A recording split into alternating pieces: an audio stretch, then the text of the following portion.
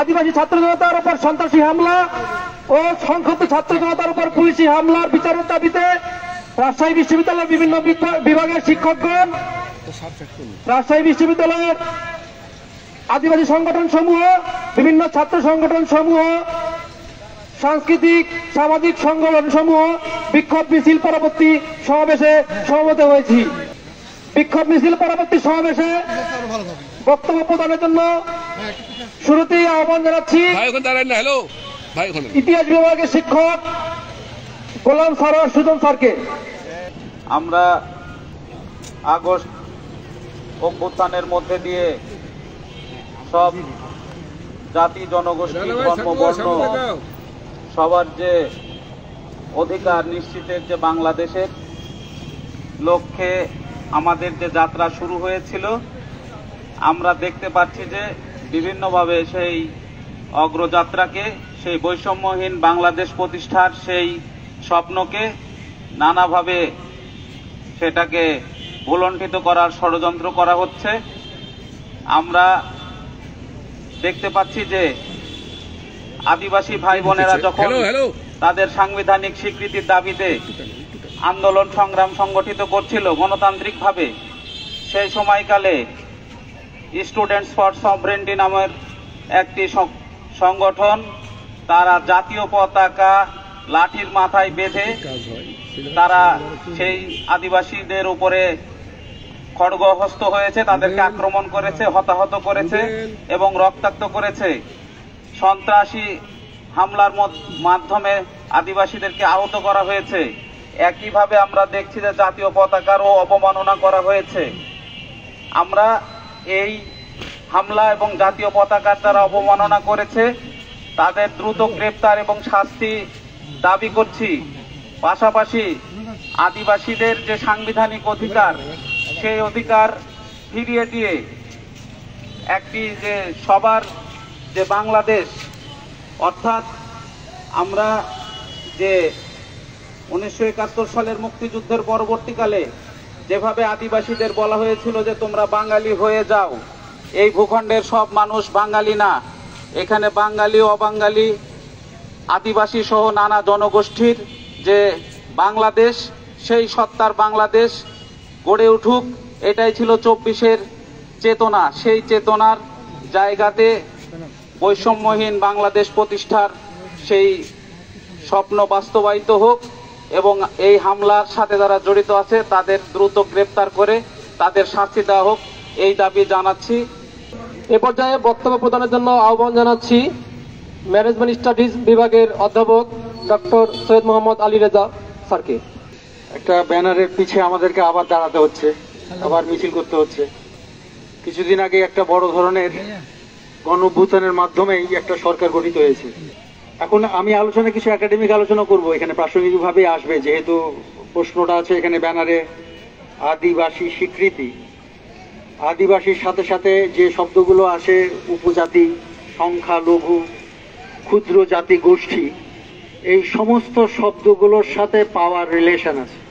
এই প্রত্যেকটা শব্দই হচ্ছে রাজনৈতিক এবং রাজনৈতিক এই শব্দগুলোর সাথে অর্থনীতি যুক্ত থাকে। ফলে এই আদিবাসী হিসাবে কাকে স্বীকৃতি দেওয়া হবে বা ক্ষুদ্র জাতিসত্তা হিসাবে বা সংখ্যালঘু হিসাবে কাকে চিহ্নিত করা হচ্ছে, সেটা কিন্তু রাজনৈতিক সিদ্ধান্ত, আমাদেরকে মাথায় রাখতে হবে। এবং কোন ধরনের রাজনৈতিক স্বীকৃতি সিদ্ধান্তে এই এই এই জাতীয় সিদ্ধান্তগুলো নেওয়া হয়, সেগুলো আমাদের বিবেচনায় আনতে হবে। বাংলাদেশ নিয়ে যদি কথা বলতে যাওয়া যায়, আমি একটু পিছনে কথা বলবো, একটু হয়তোবা সময় লাগতে পারে। এই বাংলাদেশ একদিনে গড়ে ওঠেনি, মানে আমি বলতে চাচ্ছি যে এই ভূখণ্ডটা, এই বাংলাদেশকে যদি চিন্তা করতে হয় তাহলে আমাকে তাকিয়ে থাকতে হবে হিমালয়ের দিকে এবং দুটো নদীর দিকে আমাকে তাকিয়ে থাকতে হয়, একটা গঙ্গা একটা ব্রহ্মপুত্র। এবং এই গঙ্গার চওড়া ছিল যেই জায়গা থেকে মানে বলা হয় যে 8 কিলোমিটার প্রশস্ত একটা নদী, যেটা আমাদের ভূখণ্ডের দিকে এসেছিলেন। ব্রহ্মপুত্রকে বলা হয় যে 18 কিলোমিটার প্রশস্তের একটা নদী। এবং এই নদীর পলি নিয়ে এসে এই ভূখণ্ডটা গঠিত হয়েছে। তার মানে এটা আগে জলাশয় ছিল, গোটা বাংলাদেশটা সোয়াম ছিল। এই জায়গাটাকে আমাদেরকে ধারণায় আনতে হবে। যদি মনে করি আমরা যেটা হাজার হাজার বছর ধরে বাংলাদেশের মাটি এরকম, এবং আমরা হাজার হাজার বছর ধরে এখানে অবস্থান করছি, আপনারা লেখাপড়া যেমন করেননি, ইতিহাস সম্পর্কে আপনাদের তেমন ধারণা নাই। পৃথিবীতে মানুষের অবস্থান আমরা বৈজ্ঞানিকভাবে ধারণা করতে পেরেছি যে 3 লাখ বছর ধরে পৃথিবীতে মানুষের অস্তিত্ব আমরা প্রমাণ পেয়েছি বিজ্ঞান। এই ভূখণ্ডে যখন আসে সেটা বলা হচ্ছে যে 40,000 বছর আগে এই ভূখণ্ডে মানব জাতির অস্তিত্ব পাওয়া গেছে। তাহলে 40 বছর আগে কিন্তু বাংলাদেশ ফরমেশন হয়নি যেভাবে আমরা বাংলাদেশকে দেখছি। বাংলাদেশের ইতিহাস বিভিন্ন জায়গা থেকে ঘাটলে আমরা 2500 বছরের আগের ইতিহাস কিন্তু আমরা পাই না। এবং সিভিলাইজেশনের কথা যদি আমরা বলি, তাহলে আমরা যদি এই বাংলাদেশকে চিন্তা করি তাহলে দেখতে পাবো যে এখানে বৌদ্ধের শাসন ওই জায়গা থেকে শুরু হয়েছে, তারপরে ওই শাসনের পালা বদলের হিন্দু শাসন আসছে, সেনের শাসন, পরে মুসলিমের শাসন। এই ধারাবাহিকতাগুলো আমাদের উপরে আছে।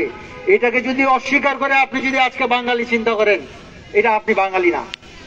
এবং বাঙালি কিন্তু পৃথিবীর এখন বলা হয় যে 3য় বৃহত্তম জাতি, কিন্তু মজার ব্যাপার হলো এটা হচ্ছে পৃথিবীর সবচেয়ে সংকর জাতি। আর্য, দ্রাবিড়, মঙ্গোলিয়ান, এমনকি মগের মিশ্রণ এই জাতিতে এমন ভাবে ঘটেছে। আমাদের চেহারা মুখমণ্ডলী বা জাতিকে চিহ্নিত করা হয় মুখমণ্ডলীর অবয়ব দিয়ে। এই দিয়ে আমাদের ভিন্নতা এমন যে বাঙালি জাতিকে রিপ্রেজেন্ট করা যায় না চেহারা দিয়ে। আদিবাসীর কথা যদি বলি, 40 বছর আগের মানুষের কথা যদি আমি বলি, তাহলে কোথায় ছিল? সমতল ছিল না তো, এখানে এটা সব ছিল, নদী ছিল, এখানে পানি ছিল। আমরা যে মানুষের অস্তিত্ব পাই সেটা পাই আমরা সিলেটের কিছু অংশে, আমরা লামায় কিছু পাই, আমরা কুমিল্লার কিছু অংশে পাই এবং চট্টগ্রামে পাই। আপনি কি দাবি করেন যে আপনি ওই জায়গায় ছিলেন? আদিবাসীকে অস্বীকার করতে আপনার সমস্যা কোথায়? এই ভূখণ্ডে যদি 40 বছর ধরে মানুষ থাকে, 40,000 বছর ধরে যদি মানুষ থাকে, কেউ না কেউ তো ছিল। ইতিহাসকে অস্বীকার করার কিছু নাই। রাজনীতি করতে এসে মানুষকে যখন স্বীকৃত করতে হয়, আমি একটা মজার গল্প বলি। এটা ব্ল্যালক বলে একটা থিওরি আছে, পাওয়ার থিওরি। ব্ল্যালকের পাওয়ার থিওরি 1967 আমেরিকাতে খুব পপুলার হয়েছিল। বলা হয়েছিল যে যখন সংখ্যালঘুরা পাওয়ার গেইন করে, ইকোনমিক পাওয়ার, সোশ্যাল পাওয়ার এবং সংখ্যায় পাওয়ার, তখন সংখ্যালঘুদের উপরে সংখ্যাগুরুদের উপরে একটা চাপ তৈরি হয়, পাওয়ার সংকট তৈরি হয়। সেটা ব্ল্যালক পাওয়ার থিওরি বলা হয়। আমার বাংলাদেশে তো নয়, বাংলাদেশে তো সবাই বাঙালি। আমরা 90-95% যদি চিন্তা করেন, তাহলে যারা আদিবাসীর দাবি করছে তারা কতটুকু আমাদের পাওয়ারের শেয়ার নিচ্ছে, বা তাদেরকে কতটুকু আমরা পাওয়ারের হিস্সা দিতে পারছি, সংকট আছে। এরা পাওয়ার সংকট চিন্তা করতে গেলে, আদিবাসী কথাটা চিন্তা করতে গেলে ভূমির অধিকারের প্রশ্ন আসে। আদিবাসী চিন্তা করতে গেলে তাদের অধিকারের প্রশ্ন আসে। এই অধিকারগুলো আমরা ডমিনেন্ট ক্লাস অস্বীকার করতে চাই। সংকটটা আমাদের ওইখানে। তাদের দাবি কি খুবই প্রচুর? তারা কি খুবই অসংখ্য কোটি কোটি জনতা? তারা কি বিচ্ছিন্নবাদ করে বাংলাদেশ থেকে অন্য জায়গা থেকে তারা প্রক্রিয়া গ্রহণ করছে? পরিষ্কারভাবে দ্ব্যর্থহীন কণ্ঠে আমি বলতে চাই, বাঙালি হিসাবে যে কোনো প্রচেষ্টা যেটা বাংলাদেশকে বিভক্ত করতে চায়, সেই প্রচেষ্টার বিপরীতে আমি জীবন দিতে প্রস্তুত আছি। এবং আমি আশা করি এখানে যারা উপস্থিত আছে প্রত্যেকে তার পক্ষে দাঁড়িয়ে জীবন দিতে প্রস্তুত আছে। বাংলাদেশকে প্রত্যেকে ওন করে। এখন আসি আমি জুলাই বিপ্লব নিয়ে। গ্রাফিতি যে কে এঁকেছিলেন, এইখানে যারা উপস্থিত আছেন কেউ গ্রাফিতিটি আঁকেননি। গ্রাফিতিটি আঁকার কেন প্রয়োজন হলো আমাকে বলতে হবে, যে গ্রাফিতিটি কে এঁকেছিলেন এবং জুলাই বিপ্লবে গ্রাফিতিটি আঁকার কেন প্রয়োজনীয়তা দেখা দিয়েছিল। কারা পাঠ্যপুস্তকে ওই গ্রাফিতিটিকে সংযোজন করেছিলেন? এই ভাইরা করেননি। যারা আন্দোলন করেছেন তারা করেননি। কারা এই যারা গ্রাফিতি করা হলো তার বিরুদ্ধে দাঁড়ালেন, যুদ্ধ ঘোষণা করলেন, আমার পাহাড়ি সমতলের যে মানুষগুলো আন্দোলন করলেন তাদেরকে রক্তাক্ত করলেন? প্রশ্ন এখন যারা সরকারে আছে তাদের কাছে আমি রাখতে চাই, জুলাই বিপ্লবের চেতনা কি? জুলাই বিপ্লবের চেতনা যদি ইনারা দাবি করেন যে আমরা জুলাই বিপ্লবের চেতনা ধারণ করি, তাহলে ইনাদেরকে যারা মারেন তারা জুলাই বিপ্লবের চেতনা ধারণ করেন না। আপনাকে পরিষ্কার করতে হবে। আর তারা যদি জুলাই বিপ্লবের চেতনা ধারণ করেন, রাষ্ট্র এবং সরকার যদি বিশ্বাস করেন, তাহলে এদেরকে বাদ দিয়ে দেন। মনে করেন যে জুলাই বিপ্লবের চেতনায় আদিবাসী বা যে যারা যারা পাহাড়ি মানুষ, সমতলের মানুষ, যারা আদিবাসী বলে তাদেরকে দাবি করে, তারা জুলাই বিপ্লবের চেতনা ধারণ করেন না। কথা খুবই পরিষ্কার, একটা কয়েনের দুই দিকের একই রকম চেহারা হতে পারে না। সরকারকে এগিয়ে আসতে হবে, কঠোর অবস্থান নিতে হবে জুলাই বিপ্লবকে ভুলণ্ঠিত করার জন্য, জুলাই বিপ্লবকে ব্যর্থতায় পর্যবসিত করার জন্য। যে ইনক্লুসিভ সোসাইটির চিত্র আমরা দেখেছিলাম এই জুলাই বিপ্লব করতে, যে আমরা এই বিশ্ববিদ্যালয়ের শিক্ষকরাও শব্দ চয়নের জন্য লড়াই করেছি। জুলাই বিপ্লবে অংশগ্রহণ করার জন্য আমরা বলেছিলাম যে শিক্ষার্থী জনতার আন্দোলনের যারা হত্যা করছে তাদেরকে প্রতিরোধ করো, আমরা লড়াই করছি। এটা কি ছাত্র জনতা লিখবো? ছাত্র লেখলে তো ছাত্রীকে ইনক্লুড করা যায় না। ডমিনেন্ট ম্যাসকুলিনিটি বলে যে ছাত্র মানেই ছাত্রী। আমরা এই নিয়েও লড়াই করেছি কিন্তু। এবং আমি এখন যদি আমাকে জিজ্ঞেস করেন আপনি কিভাবে চিন্তা করতে চান, আমি বলবো শিক্ষার্থী জনতার বিপ্লব করেছে, কাউকে বাদ দিতে চাই না। শিক্ষার্থী জনতার বিপ্লব করেছে, আমি নারীকে বাদ দিতে চাই না, কারণ নারীকে সামনে রেখেই আপনি যুদ্ধটা করেছিলেন। লড়াই যখন আপনি পারেননি, নারীকে সামনে রেখেছেন, ঢাল হিসাবে ব্যবহার করেছেন এবং মুক্তিযুদ্ধের চেতনা বাস্তবায়ন করেছেন। আজকেও এই আদিবাসী ভাইরা যখন লড়াই করেছে, নারীরা সামনে ছিল এবং নারীর উপরই আঘাত এসেছে। নারীকেও আপনি আজকে বর্জন করতে পারবেন না জুলাই চেতনায়। আপনাদের ভিতরে সেই প্রচেষ্টা আমরা লক্ষ্য করছি। নারীকে বিবর্জন করে বাদ দিয়ে এক ধরনের চেতনা গোজামিল দিয়ে একটা কাঠামো দাঁড় করার জন্য, গোজামিল দিয়ে বাদ দিয়ে কিছু জনগোষ্ঠীকে বাদ দিয়ে যারা জুলাই চেতনাকে ধারণ করে তাদেরকে বাদ দিয়ে একটা চাপানো চেতনা আপনারা ইমপ্লিমেন্ট করার চেষ্টা করছেন। এইটার প্রতিবাদ জানাচ্ছি সরকারকে এবং জুলাই বিপ্লবের যারা নেতৃত্ব দিচ্ছেন তাদের কাছ থেকে আজকে আমি দাবি জানাচ্ছি, এই সংক্রান্ত আপনারা পরিষ্কার ঝেড়ে কাশুন। আন্দোলনের পরপরই আমি বলেছিলাম আপনারা ইশতেহার ঘোষণা করুন, এটা আছে প্রকাশ্যে, ইশতেহার ঘোষণা করে বলুন আপনারা কি করবেন কি করবেন না।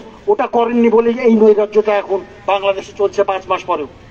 আপনাদের কাছে আহ্বান জানাবো, বাংলাদেশের কোন মানুষকে আপনারা বাদ দিয়ে, আমি কোন মানুষ মানে ফ্যাসিস্টদেরকে অন্তর্ভুক্ত করার বলছি না, ফ্যাসিস্টরা যা করেছে তার শাস্তি নিশ্চিত আপনারা অবশ্যই করবেন, না করতে পারলে জুলাই বিপ্লব ব্যর্থ হবে।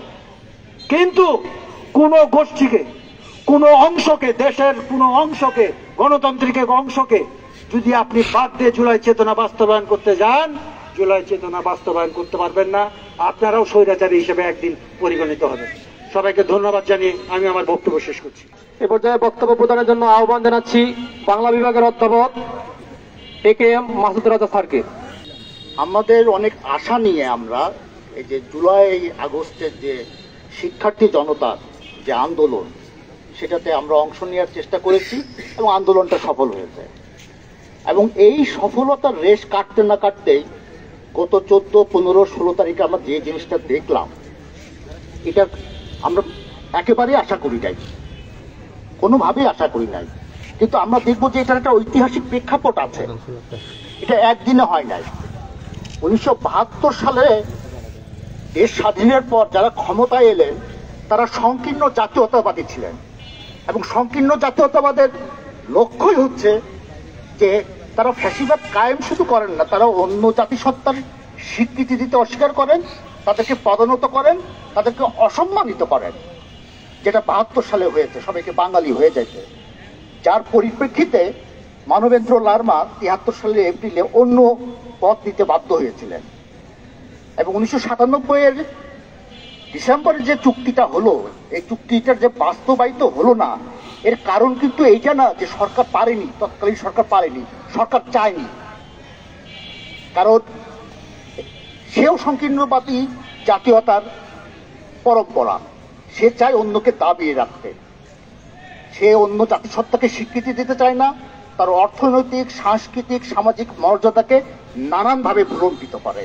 এবং এই যে আমরা বলি ক্ষুদ্র গোষ্ঠী, ছোট লোক বলি আমরা, ঠিক এটা অসম্মান করা, অর্থাৎ একটা অসম্মানিত করে তাদের উপর নিপীড়ন চালাতে সুবিধা হয়। আপনারা দেখবেন যে র্যাব যখন ক্রস ফায়ারে দেয় দিত আগে, তখন দেখবেন যে বলা হয় এইভাবে, তার বিরুদ্ধে 12টি মামলা ছিল, তার বিরুদ্ধে 14টি মামলা ছিল। এই যে এক ধরনের বলা যে এরা বাংলাদেশ থেকে আলাদা হতে চায়, এরা নিজেদের স্বীকৃতি যেতে চায়। এটা তো একটা সাংবিধানিক অধিকার, যে তার স্বায়ত্ত শাসনের অধিকার, তার ভাষার অধিকার। এবং পরবর্তীকালে আমরা দেখব যে যে সরকারই এসেছে সে শেখ মুজিবের সেই সংকীর্ণ জাতীয়তাবাদের ওইটাতেই ভুগেছে। তাদের মধ্যে আমরা কখনোই আন্তরিকতা দেখি নাই এবং কখনোই দেখি নাই। এবং আমাদের আশা ছিল যে এই সরকার, এই যে শিক্ষার্থী জনতার রক্ত ঘামে যে অন্তর্বর্তীকালীন সরকার, তারা সবাইকে নিয়ে, যে ইনক্লুসিভনেসের কথা বলা হয়, সবাইকে নিয়ে, কাউকে বাদ দিয়ে না, সবাইকে নিয়ে একটা বৈষম্যহীন নতুন বাংলাদেশ গড়ে তুলবে।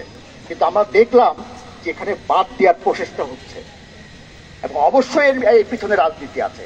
শুধু পাহাড়িদের যে বাদ দেওয়া হচ্ছে তা না, আপনারা খেয়াল করবেন সমতলের অন্যতম সেরা নেতা, বিপ্লবী নেতা সিরাজ শিকদারের গ্রাফিতি মুছে ফেলে দেওয়া হয়েছে।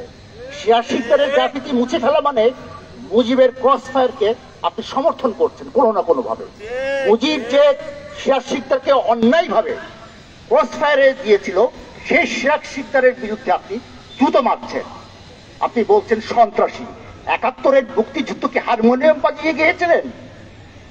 যুদ্ধ কি হারমোনিয়াম বাজিয়ে হয় না বাঁশি বাজিয়ে হয়? সিরাজ শিকদার বিপ্লব করতে চেয়েছিলেন এবং বিপ্লব কোনো পিকনিক পার্টি না। এবং এমএন লালবাও চেয়েছিলেন তার আত্মনিয়ন্ত্রণের অধিকার। তিনি আলাদা হতে চাননি। অধিকার চাওয়া মানে এই না যে আমি আলাদা হতে চাই। এবং লেনিন একটা কথা বলেছিলেন যে যে জাতিসত্তা অন্য জাতিকে স্বীকৃতি দেয় না, সে নিজের মুক্তিও চায় না। যার ফলে দেখবে যে ৫৪ বছরে তারা আমরা বাঙালি বাঙালি করছি, আমাদেরও মুক্তি নাই। সরকার যাচ্ছে, সরকার আসছে, বাঙালিও মুক্তি পাচ্ছে না। কারণ অন্য জাতির প্রতি আমাদের কোনো রকমের সহানুভূতি, শ্রদ্ধা, ভালোবাসা এগুলো নাই।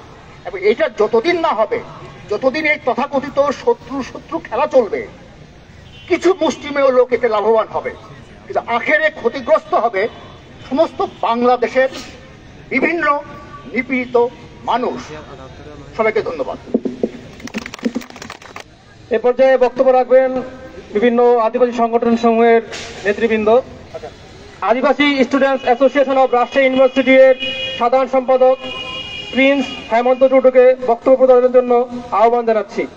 আপনারা জানেন, আপনারা দেখেছেন, আমাদের ইতিহাস দেখলেই আপনারা দেখতে পাবেন আদিবাসীরা অনেক আগে থেকেই এই দেশে আমাদের জন্মভূমিতেই নিষ্পেষিত, নির্যাতিত। আমাদেরকে উপজাতি বলা হয়, ক্ষুদ্র নৃগোষ্ঠী বলা হয়, চাংচুং বলা হয়, নিগ্রো বলা হয়, চাই না আরো কত কিভাবে বলা হয়। আমাদেরকে বলে আমরা সাপ খাই, আমাদেরকে বলে আমরা শিয়াল খাই। আরে ও তো আদিবাসী শামুক, ও তো আদিবাসী সাঁওতাল, আদিবাসী চাকমা, গারো। আমরা ছাত্র জনতা আজকে আমরা যারা উপস্থিত হয়েছি, আমরা এগুলোর তীব্র নিন্দা জানাই। আপনারা সামান্য গ্রাফিতি দেখে আমাদের উপর ইনসিকিউরিটি ফিল করেন। আমাদেরকে শুধুমাত্র আদিবাসী বলতে আপনারা ইনসিকিউরিটি ফিল করেন। আপনাদের সংখ্যাটা অন্তত দেখুন। আপনারা যারা উগ্রবাদী আছেন, শুধু আপনাদের সংখ্যাটাই দেখুন। কিসের এত কিছু? আমি চাই, আমরা চাই আমাদের এই সংগ্রাম চলবে। আমাদের আদিবাসী সমাজ জেগেছে, বাংলাদেশ জেগেছে, আমাদের বাংলাদেশিরা জেগেছে। আমাদের এই সংগ্রাম চলছে, চলবে। আর আমাদের অধিকার আদায় না হওয়া পর্যন্ত আমরা এই রাজপথ ছাড়ব না। ধন্যবাদ সবাইকে। এ পর্যায়ে বক্তব্য প্রদানের জন্য আহ্বান জানাচ্ছি পার্বত্য চট্টগ্রাম পাই ছাত্র পরিষদ রাজশাহী মহানগর শাখার সভাপতি বিজয় চাকমাকে। আজকে আমরা যে ঘটনা নিয়ে এখানে দাঁড়িয়েছি সেটি হতে পারে একটি বিচ্ছিন্ন ঘটনা, আপনারা হয়তো মনে করতে পারেন, আপনাদের সে ধরনের ধারণা পোষণ হতে পারে। কিন্তু আমি মাসুদুর রহমান স্যারের কথার প্রেক্ষাপট ধরে, কথার সূত্র ধরে আমি একটু হিস্ট্রিটা তুলে ধরতে চাই, যে হিস্ট্রি রয়েছে। আজকে স্টুডেন্ট ফর সোভারেন্টি নামক যে উগ্রবাদী কট্টরপন্থী সংগঠন, সেটি আপনাদের খালি চোখে দেখলে মনে হবে কিছু উগ্রবাদী উগ্রপন্থীদের সংগঠন, সেটি এক কথায় হচ্ছে ঠিক, কিন্তু এর পিছনে একটা প্রেক্ষাপট জড়িত রয়েছে। আমরা যেটা মনে করি, আদিবাসী ছাত্র জনতা যেটা মনে করে, সেটি হচ্ছে পাহাড়ের 90 দশকের 80 দশকের জিয়াউর রহমান সরকারের আমলের যে সেটেলার, সেই পুনর্বাসিত সেটেলারের দ্বারা কোনো না কোনো ভাবে মদতপুষ্ট একটি সংগঠন। যার কারণে আমরা দেখতে পাই, যখনই আদিবাসী দাবিতে, আদিবাসীদের অধিকার আদায়ের দাবি নিয়ে, আদিবাসীদের আত্মনিয়ন্ত্রণ অধিকার প্রতিষ্ঠার দাবি নিয়ে যখনই কোনো কথা হতে, যখনই দাবি দেওয়া হতে, তখনই তাদের ভিতরে যে বিস্ফোরা, সেই বিস্ফোরা উন্মোচিত হয় এবং তারাই কোনো না কোনো ভাবে সেই দাবিকে বুলন্দিত করার জন্য, সেই দাবিকে নাকচ করার জন্য, আদিবাসীদেরকে উপজাতি হিসেবে আখ্যায়িত করার জন্য তারা কোনোভাবে কর্মপদক্ষেপ নিয়ে থাকে। তাই আমরা দেখতে পাই, গত 15 জানুয়ারি যখন হচ্ছে ঢাকায় সংঘবদ্ধ আদিবাসী ছাত্র জনতা নামে যে ব্যানারের আহ্বান করা হলো, যে মিছিলের আহ্বান করা হলো, তারই প্রেক্ষিতে হচ্ছে হঠাৎ করে হচ্ছে সেই স্টুডেন্ট ফর সোভারেন্টি নামক সেই সংগঠনটি পুনরায় হচ্ছে পাল্টা কর্মসূচি দেয়। তারা জানে, তারা যদি আদিবাসী ছাত্র জনতাকে প্রতিহত করতে চায়, আদিবাসী ছাত্র জনতার যে দাবি, সেই আদিবাসী হিসেবে সাংবিধানিক স্বীকৃতি দিতে হবে এবং যার যার জনগোষ্ঠীর নিজ নিজ মর্যাদা দিতে হবে, আত্মনিয়ন্ত্রণ অধিকার প্রতিষ্ঠার লড়াই সংগ্রাম সবাইকে দিতে হবে। এই জিনিসটা যদি তারা করে, তারা একটাই ভয় করে যে বাংলাদেশ থেকে পার্বত্য চট্টগ্রাম সহ সমতলের যে আদিবাসী রয়েছে, সেই আদিবাসী জনগোষ্ঠী তারা বিচ্ছিন্ন হয়ে যাবে, পার্বত্য চট্টগ্রাম একটা আলাদা প্রদেশ হয়ে যাবে, সমতলের আদিবাসী তারা বিদ্রোহ করবে ইত্যাদি, তারা তাদের যে হচ্ছে চিন্তা ভাবনা, সেই চিন্তা ভাবনা তারা পোষণ করে। আমি আজকের এই মানববন্ধনে দাঁড়িয়ে আমি স্পষ্ট করে বলতে চাই, আপনারা যারা এই ধরনের আজগবি ভাবনা পোষণ করেন, যারা এই ধরনের হচ্ছে চিন্তা ভাবনা মাথায় আনেন, আপনারা হচ্ছে বোকার স্বর্গে বসবাস করছেন। আমরা দেখতে পাই 1997 সালের 2 ডিসেম্বর যখন 24 বছরের সশস্ত্র সংগ্রামের প্রেক্ষিতে মানবেন্দ্র নারায়ণ লারমার প্রতিষ্ঠাতার সেই পার্বত্য চট্টগ্রাম জনসংহতি সমিতি যখন অস্ত্র হচ্ছে জমা দেয়, যখন হচ্ছে সে হচ্ছে একটা চুক্তিতে উপনীত হয়, সেই চুক্তির কোন দাঁড়ায় উপদাঁড়ায়, এমনকি পরবর্তীতে যখন আদিবাসী বিষয়ক বিভিন্ন কর্মসূচি দেওয়া হয়, সেই কর্মসূচিতে আমরা দেখতে পাই কোন জায়গায় হচ্ছে আদিবাসীদের জন্য আপনারা তথাকথিত যে বিষয়গুলো বলেন, জুম্মলান থেকে শুরু করে ইত্যাদি বিষয় কোন জায়গায় অন্তর্ভুক্ত ছিল না। আপনারা যদি দেখাতে পারেন, আমি আপনাদেরকে ওপেন চ্যালেঞ্জ দিচ্ছি আজকের এই গণসমাবেশ থেকে, আপনারা যদি বিতর্কে আসতে চান, বিতর্ক রেডি। তো আমি বলতে চাই, আজকে যে জুলাই বিপ্লবের ফ্যাসিস্ট সরকারের পতনের পর যে পতন হলো, আমরা আদিবাসী ছাত্র জনতা সহ বাংলাদেশের যারা আবামর জনগোষ্ঠী রয়েছে, যারা মেহনতি মানুষ রয়েছে, যারা শিক্ষক মন্ডলী রয়েছে, বুদ্ধিজীবী মন্ডলী রয়েছে, আমরা সবাই স্বপ্ন দেখেছিলাম বাংলাদেশ হবে একটি অসাম্প্রদায়িক, সকল জনগোষ্ঠীর, সকল মতের, সকল ধর্মের, সকল জাতিসত্তার একটি সাংবিধানিক স্বীকৃতির একটি দেশ।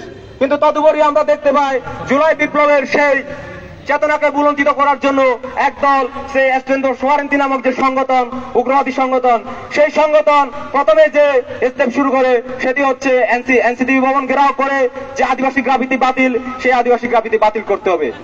এর দায় স্টুডেন্ট ফর সোভারেন্টি এবং এনসিটিভি কোনোভাবে এ দায় এড়াতে পারে না। ক্ষুদ্র কয়েকজনের যে আন্দোলনে যে আদিবাসী শব্দ সম্বলিত যে গ্রাফিতি বাতিল করা হবে, এই দায় এনসিটিভি কোনোভাবে এড়াতে পারে না। তার মানে আমরা দেখতে পাই, ফ্যাসিস্ট সরকারের আগে রাষ্ট্রের চরিত্র যেমন ছিল, এখনো রাষ্ট্রের চরিত্র তেমনই রয়েছে। যার কারণে আমরা দেখতে পাই, পুলিশ বাহিনী যে রয়েছে, রাষ্ট্রের একটা অন্যতম প্রধান বাহিনী, সেই পুলিশ বাহিনীকে আদিবাসী ছাত্র জনতা যখন হামলার প্রতিবাদে যখন ঢাকায় মানববন্ধন করতে গেল, সেই মানববন্ধনে তারা হচ্ছে আদিবাসী ছাত্র জনতার উপর হামলা চালায়। কিন্তু তারই প্রেক্ষিতে যখন 15 জানুয়ারি যখন ঘটনা হলো, তখন পুলিশ হচ্ছে নীরব ভূমিকা পালন করেছিল। আমি আরেকটা জিনিস বলতে চাই, আপনারা সংবিধানে সিভিল লয়ের কথা বলেন, জনমতের সকল জনগণের জাতি ধর্ম বর্ণ নির্বিশেষে সকলের হচ্ছে সমান বিচারের কথা বলেন, সকলের সমান অধিকারের কথা বলেন, কিন্তু আমরা যখন আদিবাসীদের উপর যখন কোনো ঘটনা দেখতে পাই, যখন কোনো ঘটনা সংঘটিত হয়, আমরা দেখেছি যে 2024 সালের সেপ্টেম্বরে দিঘিনালায় সাম্প্রদায়িক যে হামলা হলো, সেই সাম্প্রদায়িক হামলা বিচার এখনো হয়নি, সেই দোষীরা এখনো অধরায় থেকে গেছে। তদুপরি আমরা এটাও জানি, আমরা যে এখানে মানববন্ধন করছি, বিভিন্ন সমাবেশ করছি, আমরা আমাদের দাবি দাওয়া তুলে ধরছি, আমরা জানি রাষ্ট্রের বৃহত্তর জনগোষ্ঠীর কথা, বৃহত্তর যারা নীতি নির্ধারণী পর্যায়ে রয়েছে, তাদের মাথায় এই কথাগুলো যাবে না। এটা নিচেও আমরা একটা হচ্ছে আস্ফালন একটা করছি। তারপরেও আমরা হচ্ছে বাংলাদেশে থেকে বাংলাদেশের জনগণের সাথে একাত্মতা পোষণ করে আমরা যেহেতু বাংলাদেশের নাগরিক, সেই বাংলাদেশের নাগরিক হিসেবে আমরা আশা রাখতে চাই, বাংলাদেশের নীতি নির্ধারণী পর্যায়ে যারা রয়েছে, যারা হচ্ছে আইনের ব্যবস্থা রয়েছে, যারা বিচার শাসন প্রক্রিয়া রয়েছে, যারা সরকার চালায়, তাদের একদিন শুভবুদ্ধির উদয় হবে এবং তাদের যে তথাকথিত সিভিল ল, সেই সিভিল ল শুধুমাত্র বৃহত্তর বাঙালি নৃগোষ্ঠীর স্বার্থে প্রয়োগ না হয়ে আদিবাসী জনগোষ্ঠী যারা রয়েছে এবং আদিবাসী জনগোষ্ঠীর ক্ষেত্রে সেটা সমানভাবে প্রযোজ্য হবে, এই বিশ্বাসটা আমরা রাখি। আজকের এই মানববন্ধনের আমার বক্তব্য শেষে আমি বলতে চাই, আমি তো একটা দাবি তুলে ধরতে চাই, সেটি হচ্ছে স্টুডেন্ট ফর সোভারেন্টি নামক যে উগ্র কট্টরবাদী যে সংগঠন, সেই সংগঠনকে চিরতরে বাংলাদেশ থেকে নিষিদ্ধ ঘোষণা করতে হবে এবং একই সাথে যারা হচ্ছে আহত হয়েছে গত 15 তারিখ, তাদের সম্পূর্ণ হচ্ছে চিকিৎসার ব্যবহার রাষ্ট্রকে বহন করতে হবে। সেই সাথে নতুন সংবিধান, আমরা যে সংবিধানের সংস্কার কথা বলছি, এখানে অতি দুঃখের সুরে বলতে হয় সংবিধান সংস্কার কমিশন, বিচার বিভাগ সংস্কার কমিশন ইত্যাদি যে সংস্কার কমিশন গঠিত হলো, সেই সংস্কার কমিশনে আমরা আদিবাসীদের পাহাড় কিংবা সমতলের কোন প্রতিনিধিদেরকে আমরা দেখতে পেলাম না। তার মাধ্যমে হতে হতে আপনারা কিসের ইনক্লুসিভ বাংলাদেশের কথা বলেন? এটা শুধুমাত্র একটা লোক দেখানো একটা কথার ফুলঝুরি হিসেবে আমরা বলে দিতে চাই। আপনারা যদি সত্যিকারের যদি হচ্ছে ইনক্লুসিভ বাংলাদেশ করতে চান, সেক্ষেত্রে বাংলাদেশের হচ্ছে সকল জনগণের তথা বৃহত্তর বাঙালি নৃগোষ্ঠীর চিন্তায়, মননে, মেধায়, সত্তায় সব জায়গায় আপনাদের পরিবর্তন নিয়ে আসতে হবে। আমি আরেকটা কথা বলতে চাই, এই মানববন্ধনের সূত্র ধরে শুধুমাত্র হচ্ছে ব্যয়ভার বহন করা নয়, প্রত্যেক জনগোষ্ঠীকে তাদের নিজ নিজ পরিচয় সংবিধানে উল্লিখিত করতে হবে এবং আদিবাসীদের যে নিজস্ব সংস্কৃতি, ইতিহাস, ঐতিহ্য রয়েছে, সেই ইতিহাসকে আপনারা পাঠ্যপুস্তক সহ এমনকি বাংলাদেশের যে বিশ্ববিদ্যালয় রয়েছে, সেই বিশ্ববিদ্যালয়ে পাঠ্যপুস্তকে অন্তর্ভুক্ত করতে হবে। কারণ আমরা এখনো দেখি যে রাজশাহী বিশ্ববিদ্যালয়ের এখনো 90% শিক্ষার্থী হচ্ছে আদিবাসী সম্পর্কে ভুল ধারণা পোষণ করে। তারা আদিবাসীদেরকে সব খায়, ব্যাংকায়, তারা আদিবাসীদেরকে হচ্ছে মানুষ হিসেবে মনে করে না। সেটা আমরা হচ্ছে বিভিন্ন সময় রাজশাহী বিশ্ববিদ্যালয়ের যে হচ্ছে নাম করা পেজ রয়েছে, আর ইনচার্জ থেকে শুরু করে রাজশাহী বিশ্ববিদ্যালয়ের পরিবার যে রয়েছে, সেই পরিবারে আমরা তারই প্রতিফলন দেখতে পাই এবং সেটাকে হচ্ছে বেশিরভাগ হচ্ছে যারা শিক্ষার্থী রয়েছে তারা সমর্থন দেয়। বক্তব্য প্রদানের জন্য আহ্বান জানাচ্ছি অলিনী হেমব্রম, সংস্কৃত বিভাগের শিক্ষার্থী।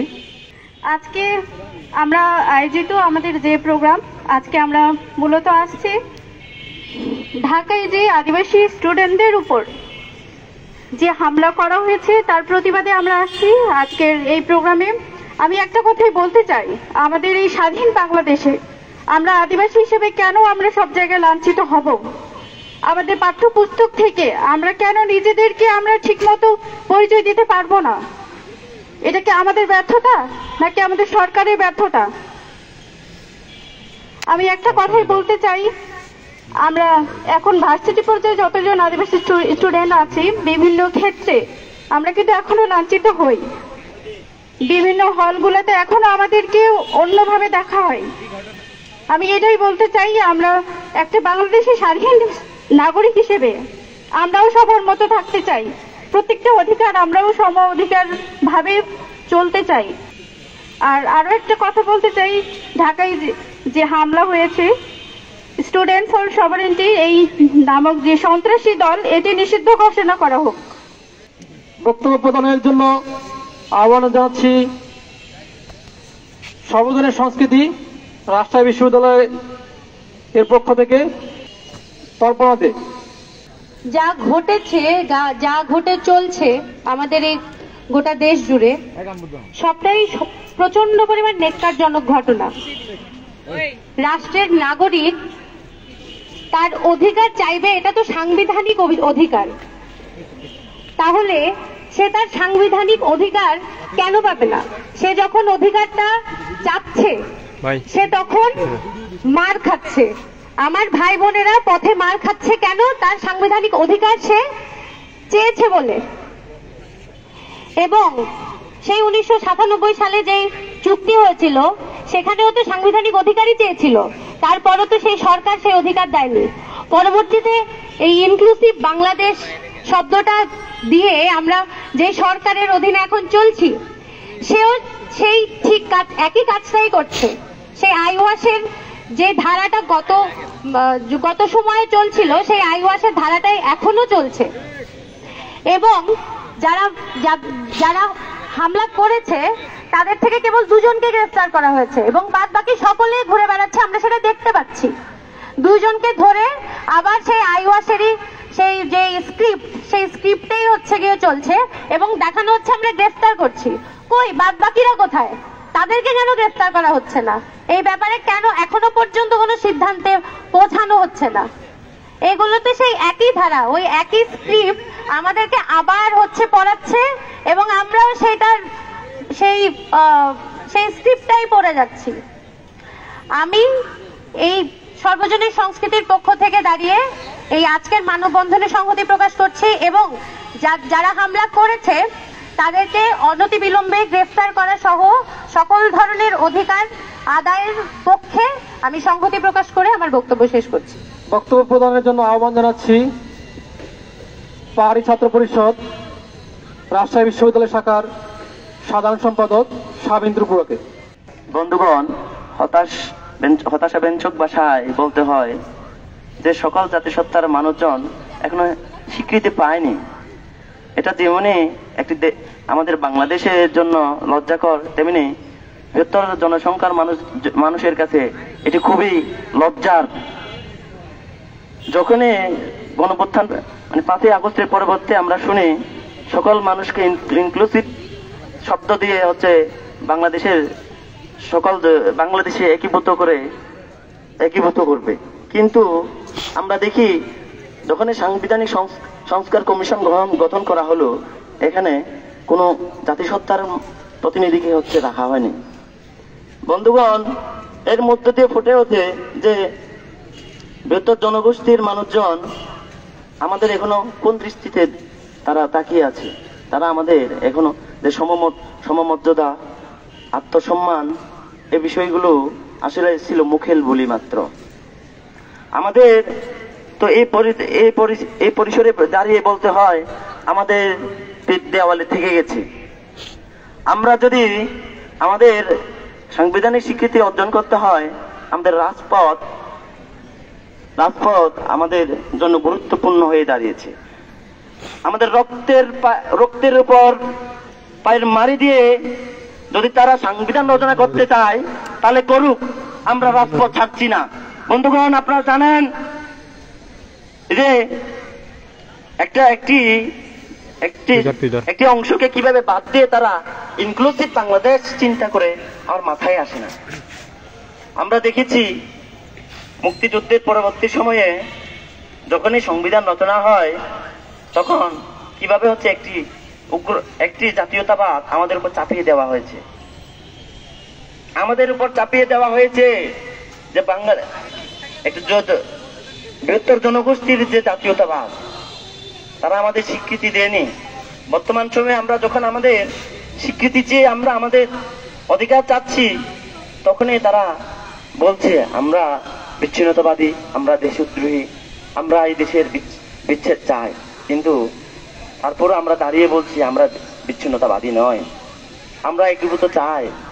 আপনার যে ইনক্লুসিভ বাংলাদেশি চিন্তা করছেন, আমরাও সে বাংলাদেশেরই চিন্তা করছি। আমরা এরও চিন্তা করছি যে সবাই পাহাড় থেকে সমতলের সকল জাতিসত্তা এবং কি বৃহত্তর জনগোষ্ঠীর মানুষের সাথে একীভূত হয়ে দেশকে এগিয়ে নিয়ে যেতে।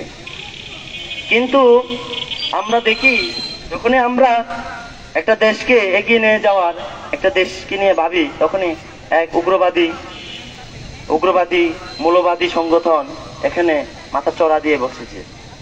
তারা সার্বভৌমত্বের নাম করে শান্তিপূর্ণ মিছিলে হামলা করছে। তারা একটা অংশের গণতান্ত্রিক অধিকারকে খর্ব করছে। বন্ধুগণ, এই বিক্ষোভ মিছিল পরবর্তী সমাবেশ থেকে জানাতে চাই যে আমরা আমাদের দাবি আদায় না হওয়া পর্যন্ত রাজপথ ছাড়ছি না। যদি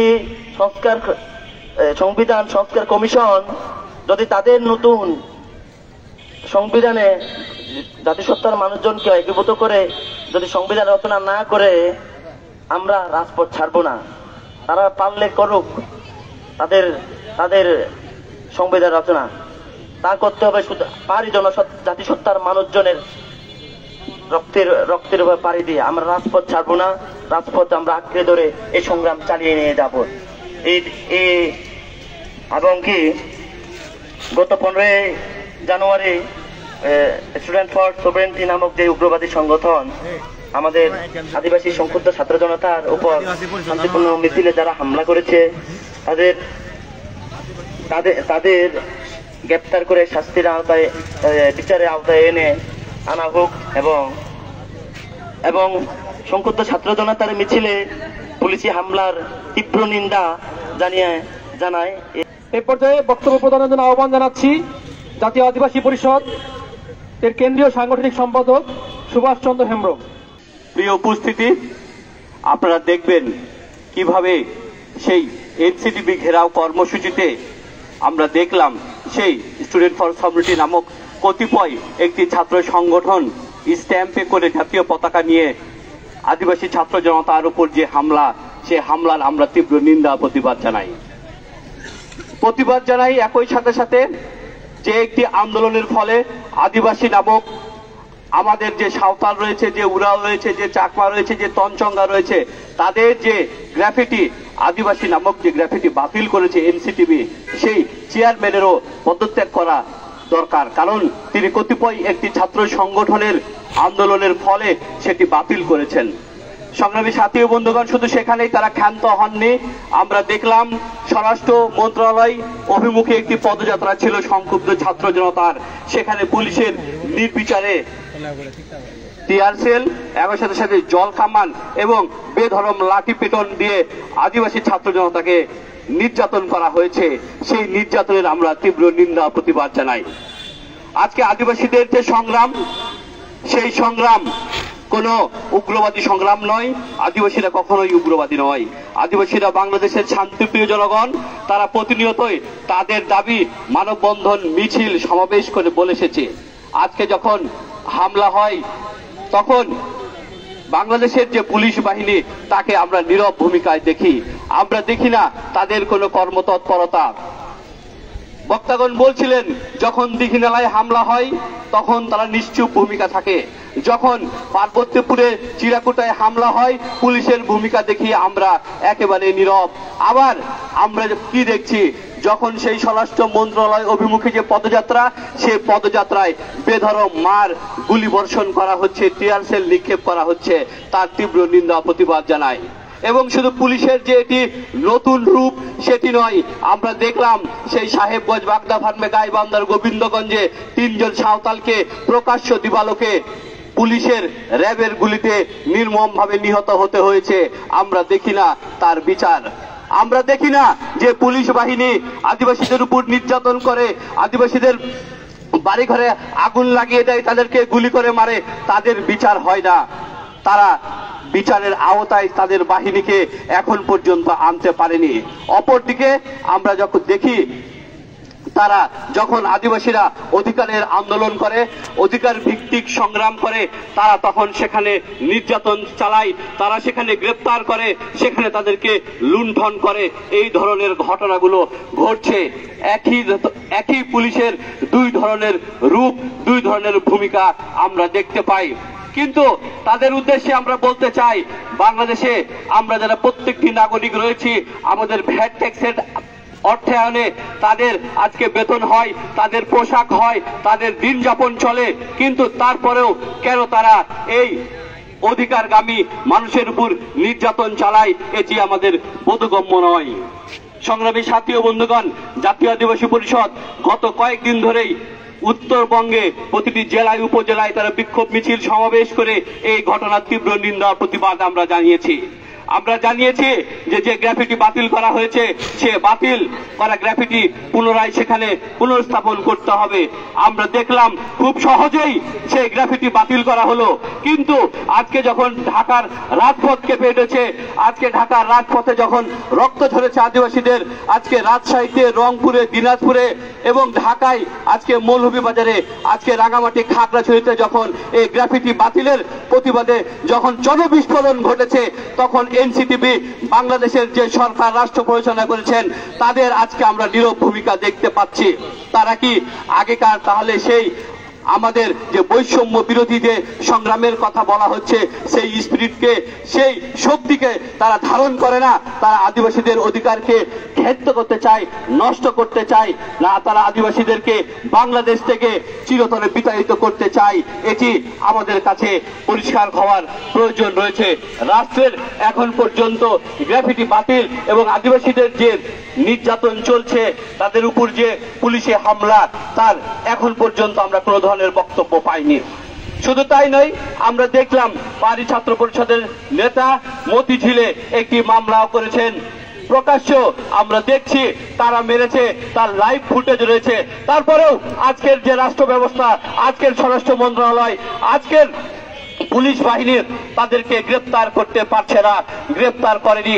আজকের এই বিক্ষোভ মিছিল পরবর্তী এই সমাবেশ থেকে, ছাত্র জনতার এই সমাবেশ থেকে সেই ভিডিও ফুটেজ দেখে দেখে আজকে আমরা তাদেরকে গ্রেপ্তারের দাবি জানাচ্ছি। শুধু তাই নয়, একই সাথে সাথে এই উগ্র সন্ত্রাসীবাদী যে ছাত্র সংগঠন স্টুডেন্ট ফর সভরেন্টি, এই সংগঠনকে অনতিবিলম্বে বাতিল করতে হবে, একে আইন করে বন্ধ করতে হবে এই কার্যক্রমকে, এবং তাদের নেতাকর্মীদেরকে আইনের আওতায় এনে শাস্তির দাবি জানাচ্ছি। এবং অনতিবিলম্বে সারা বাংলাদেশেই আদিবাসীরা নির্যাতিত, নিষ্পেষিত, শুধু সমতলে নয়, শুধু পাহাড়ে নয়, সারা বাংলাদেশে একই চিত্র। আদিবাসীদেরকে আদিবাসী হিসেবে সাংবিধানিক স্বীকৃতি দিতে হবে। এবং শুধু তাই নয়, সমতল এবং পাহাড়ের আদিবাসীদের জন্য যে ভূমি কমিশন রয়েছে, তাদের যে ভূমি থেকে প্রতিনিয়ত উচ্ছেদ হচ্ছে, সেই উচ্ছেদ বন্ধ করতে হবে এবং আদিবাসীদের জন্য পৃথক ভূমি কমিশন মন্ত্রণালয় গঠনের মধ্য দিয়ে আদিবাসীদের একটি সুষম বন্টনের মধ্য দিয়ে একটি উন্নয়ন করতে হবে। বক্তব্য প্রদানের জন্য আহ্বান জানাচ্ছি বাংলাদেশ কোচ রাজবংশী বর্মন ছাত্র সংগঠনের সভাপতি রিঙ্কু বর্মনকে। বৈষম্যহীন বাংলাদেশের স্বপ্ন দেখিয়ে যে সরকার এনসিডিবি, যে সরকার বই থেকে আদিবাসী শব্দটি বাদ দেয়, সে আমরা স্পষ্ট এতে যে এই সরকার, এই এনসিডিবি শুধু তাদের জন্য, সবার জন্য নয়। আমরা দেখেছি যে আমাদের যে আদিবাসী শব্দটি আছে, এটি তারা বই থেকে বাদ দিয়ে দিয়েছে। আর এর প্রতিবাদে যারা হচ্ছে ঢাকায় আমাদের যে ভাই, যে বোনরা আন্দোলন করলো, সংগ্রাম করলো, তাদের উপর যে হামলা হয়েছে, এর তীব্র নিন্দা জানাই। আমরা চাই আমাদের মানুষের স্বীকৃতি, আমরা চাই আমাদের সাংবিধানিক অধিকার। আমরা আমাদের সাংবিধানিক অধিকার আদায় না করা পর্যন্ত রাজপথ ছাড়বো না। ধন্যবাদ সবাইকে। বক্তব্য প্রদানের জন্য আহ্বান জানাচ্ছি আদিবাসী ছাত্র পরিষদের কেন্দ্রীয় সভাপতি অনিল গজরকে। আমাদের জুলাই অভ্যুত্থানের যে গ্রাফিটি, সেই গ্রাফিটিকে পাঠ্যসূচি থেকে বাতিলের প্রতিবাদে আমাদের যে আদিবাসী ছাত্র জনতা এনসিডিবি ঘেরাও যে শান্তিপূর্ণ মিছিলে সভরেন্টি নামক যে একটি ছাত্র সংগঠন, উগ্র সংগঠন, আমাদের আদিবাসীদের উপর যে ক্রিকেট খেলার যে স্টাম্পের মাথায় পতাকা বেঁধে আমাদের আদিবাসী ছাত্রদের যেভাবে বেধড়ক সন্ত্রাস কায়েম করা হলো, সেটা কি জাতীয় পতাকার অবমাননা? আমরা দেখতে পাই কি সেখানে রাষ্ট্র এখনো তাদের যে কর্মকাণ্ড, সেই কর্মকাণ্ডের কোনো সুষ্ঠু তদন্ত এবং যারা জড়িত তাদেরকে এখনো গ্রেপ্তার করতে পারছে না। এই সমাজ থেকে আমরা বলতে চাই, তারা কি রাষ্ট্রের চেয়েও তারা শক্তিশালী, না তারা কি রাষ্ট্রের চেয়েও তারা বৃহৎ একটা ক্ষমতা রাখে? আমি রাষ্ট্রকে ধিক্কার জানাই এবং সেই সাথে যারা আদিবাসী ছাত্র জনতার যে হামলার প্রতিবাদে সংক্ষুব্ধ ছাত্র জনতা স্বরাষ্ট্র উপদেষ্টার মন্ত্রণালয় বরাবর যে পদযাত্রা, সেখানে আমরা দেখতে পাই কি ছাত্র জনতার উপর যে পুলিশের বর্বর নির্যাতন এবং টিয়ার সেল এবং পানি নিক্ষেপ করে। কিন্তু আমরা সেখানে তার আগের দিন কি দেখতে পাই, আমাদের আদিবাসী ছাত্র জনতা যখন শান্তিপূর্ণ মিছিল নিয়ে যাচ্ছিল, তখন সভরেন্টি নামক যে স্টুডেন্ট ফর সভরেন্টি নামক যে সংগঠন, সেই সংগঠন আদিবাসী ছাত্র জনতার উপর যে হামলা করলো, সেখানে কিন্তু পুলিশ দর্শকের ভূমিকায় পালন করলো। কিন্তু আমরা সেখানে পুলিশের কোনো ভূমিকাই দেখি নাই। কিন্তু আমরা পরবর্তী কি দেখতে পেলাম, পুলিশ সবসময় আমাদের আদিবাসী যে অধিকার আদায়ের আন্দোলন এবং দাবির কথা বলতে গেলে পুলিশ আমাদের বাধা দেয় এবং সেই সাথে আমাদের আদিবাসীদের অধিকারের প্রশ্নে বিভিন্ন রকম পায়তারা করে। বাংলাদেশ 1971 সালে যে স্বাধীন হয়েছে, সেই স্বাধীনতার পর থেকে সারা বাংলাদেশের আদিবাসীরা বিভিন্নভাবে লাঞ্ছিত এবং বৈষম্যের শিকার হচ্ছে। কিন্তু আমরা 24-এর যে গণ অভ্যুত্থান, সেই অভ্যুত্থানের যে স্পিরিট, সেই অভ্যুত্থানের যে চেতনা, সেই চেতনাকে ধারণ করে যে অন্তর্বর্তীকালীন সরকার গঠন করা হয়েছে সেই সরকারের প্রধান উপদেষ্টা যখন আবু সাইদের প্রথম কবর জিয়ারত করতে যান, সেখানে রংপুর বিশ্ববিদ্যালয়ে আমাদের আদিবাসী শিক্ষার্থী এবং আদিবাসী প্রতিনিধি তিনি আদিবাসীদের দাবির কথা বলেছিলেন।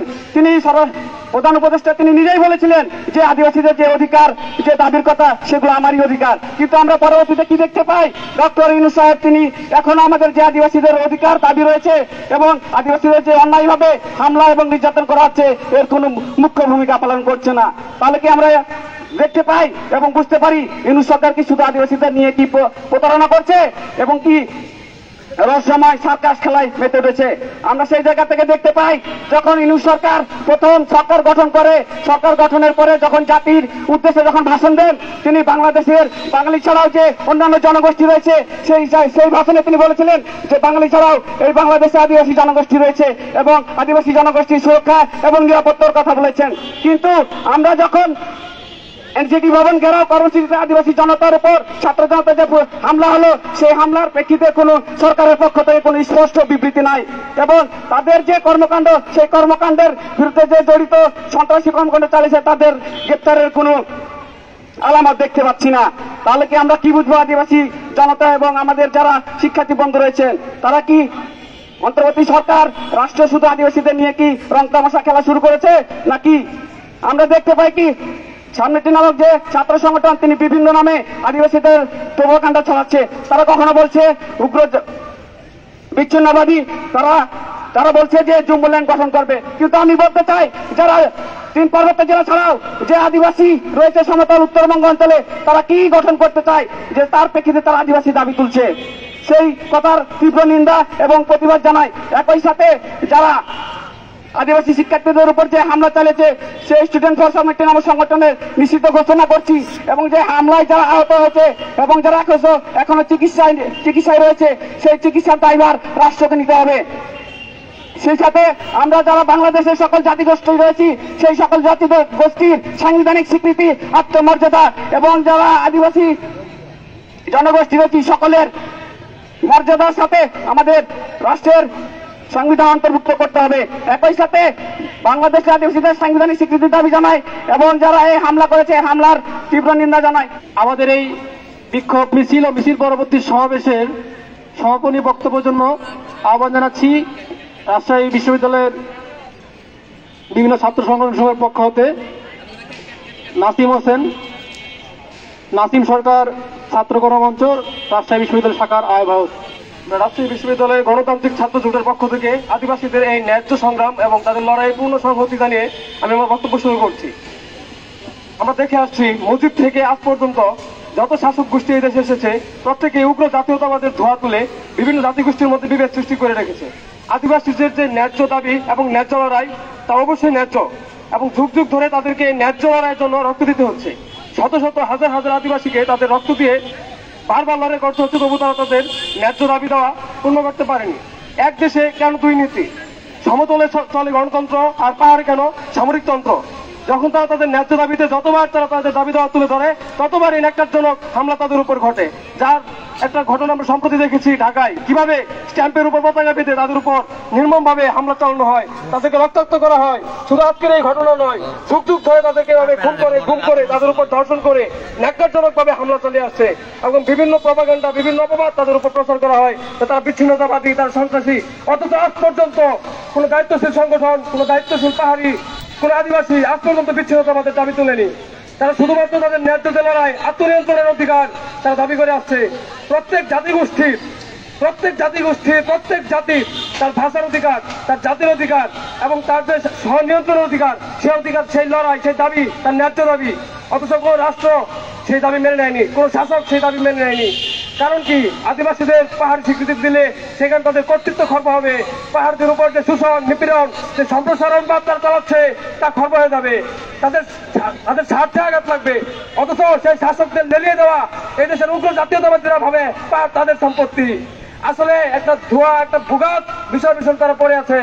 আসলে পাহাড়ের যে কর্তৃত্ববাদ তাতে লাভ হয় শুধুমাত্র শাসক গোষ্ঠীর। এই সমতলের সাধারণ মানুষের কোনো লাভ হয়নি। তারা যে স্যাটেলাইটদের ওখানে ফেলে রাখছে তাদের জীবনও খুবই নিপীড়িত। বিভিন্ন জেলখাটা আসামিদের, বিভিন্ন নিপীড়িত সমতলের জনগোষ্ঠীদের তারা পাহাড়ে সেটেল করে দিয়েছে, তাদের জীবনে তারা দুর্বিষহ করে তুলে দিচ্ছে। সেটেলার এবং পাহাড়িদের মধ্যে যে সংঘাত এই রাষ্ট্র দিয়ে রেখেছে তা শুধুমাত্র এই রাষ্ট্রের কতিপয় গোষ্ঠীর এবং কতিপয় ব্যক্তির স্বার্থের জন্য। এখানে সমতলের মানুষের কোনো স্বার্থ নেই। তাই সমতলের সকলের প্রতি আহ্বান জানাবো আদিবাসীদের যে ন্যায্য লড়াই, যে ন্যায্য সংগ্রাম, তাদের প্রতি সমর্থন জানাতে এবং অতি দ্রুত আদিবাসীদের এই স্বায়ত্তশাসন এবং তাদের যে স্বনিয়ন্ত্রণের অধিকার তা দিয়ে দিতে। কারণ একটা রাষ্ট্র হবে জাতি নিরপেক্ষ, ধর্ম নিরপেক্ষ। এই বাংলাদেশ এক জাতির দেশ নয়, বহু জাতির, বহু ধর্মের, বহু ভাষার দেশ। আদিবাসীদের উপর যে হামলা ঘটেছে সম্প্রতি তার তীব্র নিন্দা জানিয়ে এবং বিচার দাবি করে এই মুহূর্তে আমি আমার বক্তব্য শেষ করছি। ধন্যবাদ সবাইকে। এবং এই মুহূর্তে আমরা আমাদের এই সমাবেশ, বিক্ষোভ সমাবেশ এবং সমাবেশ পরবর্তীতে সভা তার সমাপ্তি ঘোষণা করছি। ধন্যবাদ সবাইকে।